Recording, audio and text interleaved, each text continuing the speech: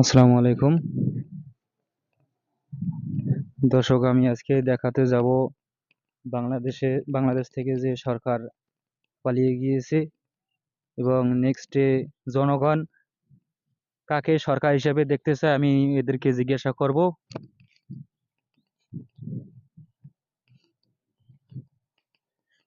কৃষিখাত থেকে সবাইকে আসসালামু আলাইকুম।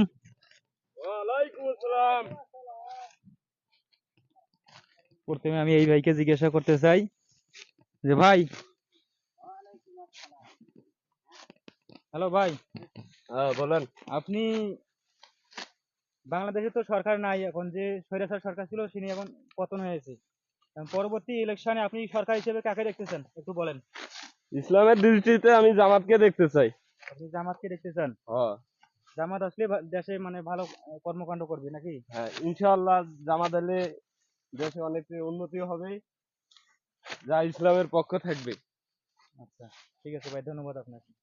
আমি নেক্সট আর এক ভাইয়ের কাছে যাব। ভাই, হ্যালো ভাই,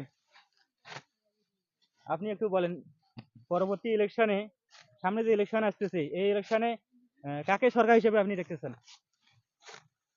সরকার ভালো চাই, সরকার জামাত হোক, কোনো মহিলা মানুষের জন্য চাকরি থাকে না, আমি এইটাই চাই।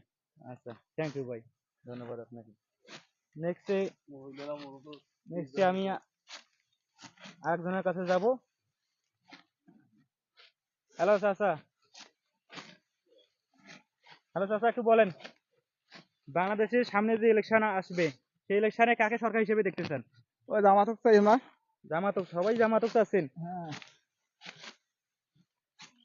নেক্সট আমি আরেকজনের কাছে যাব। এই যে আঙ্কেল, হ্যালো আঙ্কেল, এই যে আমার ক্যামেরার দিকে একটু তাকান। বাংলাদেশের সামনে যে ইলেকশন আসবে সেই ইলেকশনে কাকে কাকে সরকার হিসেবে দেখতেছেন আপনি? আমরা জামাতকে দেখতে চাই। জামাতকে? হুম। আচ্ছা, ধন্যবাদ আপনাকে। নেক্সট আর এক ভাইয়ের কাছে আসি। হ্যালো ভাই। হ্যাঁ ভাই, সামনে যে ইলেকশন আসতেছে জি। সেই ইলেকশনে কাকে সরকার হিসেবে আপনি দেখতেছেন আমি একটু তো বলেন। ভাই জামাতকেই চাই। জামাত আসলে দেশে ভালো করবে হ্যাঁ, কি? জামাত আসলে দেশে উন্নত হবে আর দেশের পরিবেশটা সৌন্দর্য হবে। তার কারণ এ দেশে ছোট ছোট কাপড় হয়েছে তো, যদি জামাত থাকে তাহলে ছোট কাপড়টা আর থাকতো না, বুঝছেন? আমি জামাতকেই চাই। আচ্ছা, থ্যাংক ইউ ভাই, থ্যাংক ধন্যবাদ ইউ। আপনাকে। নেক্সট আর এক ভাইয়ের কাছে যাব। হ্যালো ভাই, হ্যালো ভাই, আপনি একটু বলবেন যে সামনে যে ইলেকশন আসতেছে এই ইলেকশনে কাকে সরকার হিসেবে আপনি দেখতেছেন? সামনে যে ইলেকশন আসতেছে, জামাত সরকার আসলে দেশে উন্নতি হবে এবং পর্দাবিহীনভাবে মহিলারা চলাফেরা করে, তারা চলাফেরা করতে পারবে না, পর্দা নিয়েই চলাফেরা করতে পারবে। তো ভাই, আমরা কাজ করি দেশ গড়ি, এটা কেমন কথা? ভালো কথা। আচ্ছা, ধন্যবাদ আপনাকে ভাই। নেক্সট আর এক ভাইয়ের কাছে যাব। হ্যালো ভাই,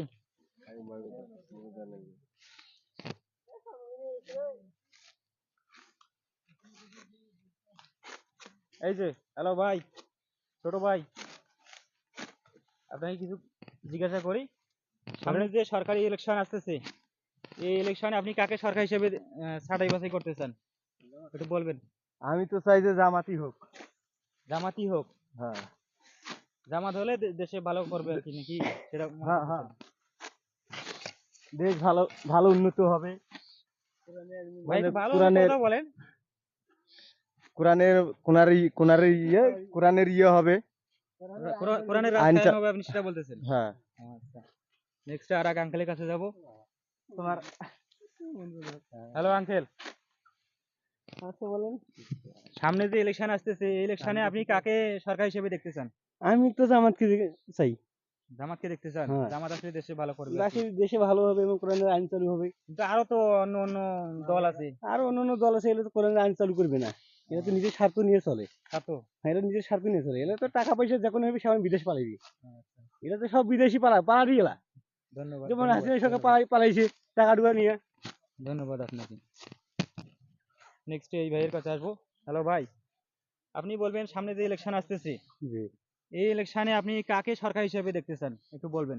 আমার কথা বিএনপি আসা ভালো, তার কারণ যেগুলা এই শেখ হাসিনা ন্যায় অন্যায় করছে এগুলোর আমি বিচার চাই। বিশেষ চান জি, বিএনপি আসলে এগুলোর বিচার আসলে হবে। বিচার হবে। হ্যাঁ, অনেকে তো জামাতকে সিলেক্ট করতেছে। জামাত তো এগুলো বিচার করবে না, তার কারণ জামাত তো ন্যায় পথে চলবে, অন্যায় তো আর করবে না। এখন আমার কথা আছে, ন্যায় পথে তো বিচার আছে ভাই। হ্যাঁ, ন্যায় পথে বিচার থাকলেও হবে না, তার কারণ জামাত এতগুলো বিচার করবে না।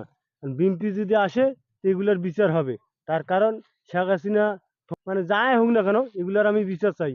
মনে করেন এই কাউয়া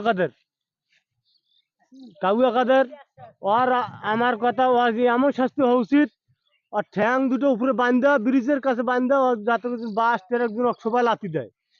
আমি এরম বিচার চাই বিএনপির কাছে, বিএনপি আসিবে। ঠিক আছে, ধন্যবাদ ভাই আপনাকে আপনার মতামত দেওয়ার জন্য।